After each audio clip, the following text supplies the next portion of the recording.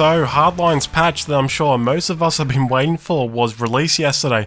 Not too sure why it's taken so long, but it's a good thing this patch brings in a few tweaks and fixes to some areas of the game. I was kind of hoping to get some improvements to the damn camera coins and maybe a few tweaks here and there to reputation, rank 4, squad upgrade, but unfortunately there's nothing like that in this patch. So first up, let's talk about the battle packs. These things have been kind of underwhelming since release of the game. I think it's been said multiple times that previously they weren't working as intended. According to the patch notes, bronze packs on the last slot have an improved chance to gain an attachment voucher, and pretty much the same tweak has been applied to the silver and gold packs. For silver, the last slot has a good chance to gain a collectible, also removed any chances of getting standard drops, which is really good to hear. I've always thought some of the items in the silver packs can be quite cheap, and like I said, it's pretty much the same for gold. They also removed any chances of getting standard items, but will drop advanced vouchers and greatly increase the chance to get some of the top quality items.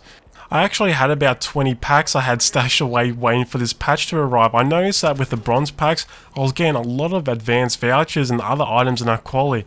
And for silver, it was pretty much the same, but with the added bonus of getting a fourth higher quality item like a paint voucher for a vehicle.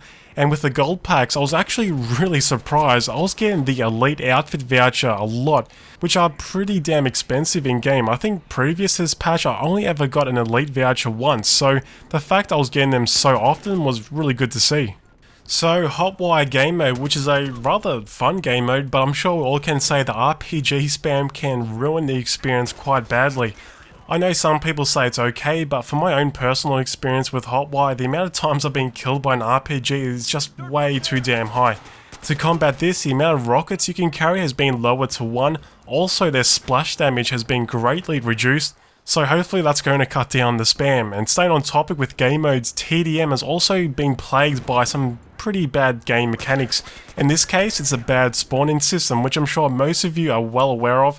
I think this is even more of a problem in Hardline because some of the maps aren't designed for 64 players. And to fix this problem, according to the patch notes, you should spawn more close to the team members rather than the enemy team.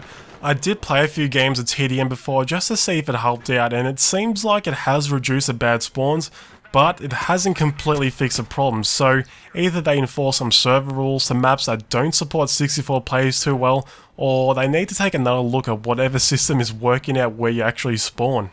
As for weapons, I think the biggest one here is the goddamn K10. I'm sure it's one of these things where you love using it but hate being killed by it. Its minimum damage has been greatly reduced down to 8 from 12, which means after 30 meters or so, you need 13 bullets to kill your enemy, assuming they're all to the chest.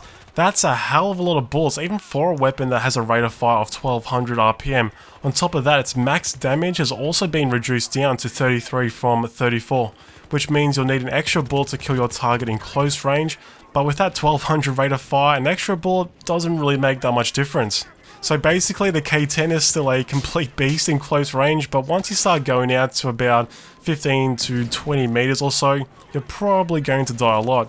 As for the FMG9, which is the mechanic syndicate weapon, this SMG is actually pretty decent, and with the patch it got some cool improvements that's made it a hell of a lot better. Its max damage is 25 up from 24, which I know might sound like nothing, but that means you only need 4 bullets to kill your target in close range, putting it on par with some of the assault rifles, though those 4 bullets need to be all in the chest. If one hits a leg or arm, your bullets to kill will go back up to 5. On top of this, its damage drop off has also been extended. I'm not too sure what its new distance is, but before the patch was 25 meters, which was already pretty damn good for the mechanic weapons. Also, staying with the mechanic class weapons, the 410 Jury has seen a damage increase.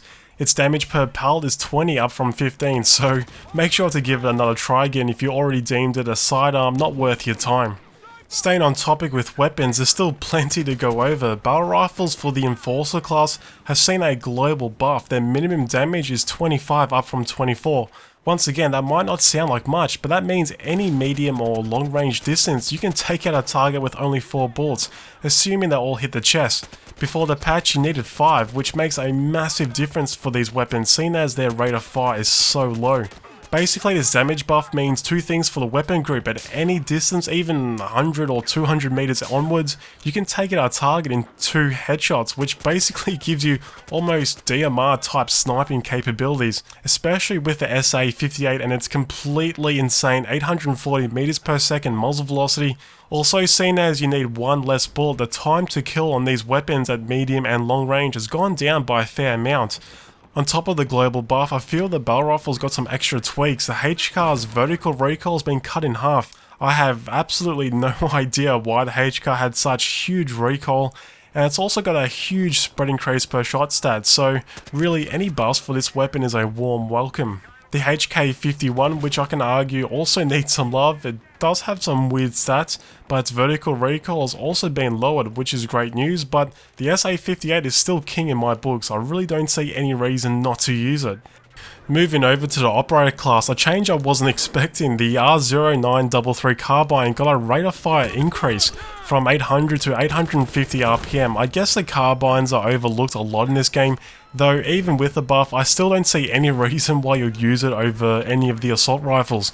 The AKM, which I absolutely love, so I'm sad to say it did get a nerf to its minimum damage. It went down from 25 to 24, which, like some of the other tweaks so far, it might sound like nothing, but that means no more double headshot to kill your target at any range. And seeing as its rate of fire is rather low, that means its time to kill at the longer ranges has gone up.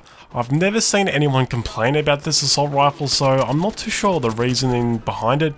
The PTR91 DMR for the professional class had its vertical recoil reduced from 0.7 to 0.5, which brings it more in line with some of the other DMRs. I'm not the biggest fan of DMRs in this game, but I do enjoy using the PTR every so often.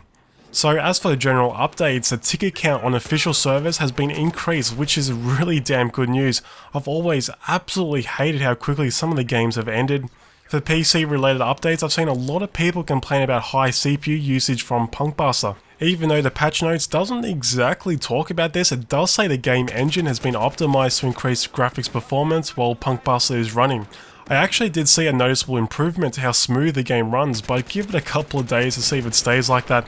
But whatever optimization they did, it does seem like it's worked.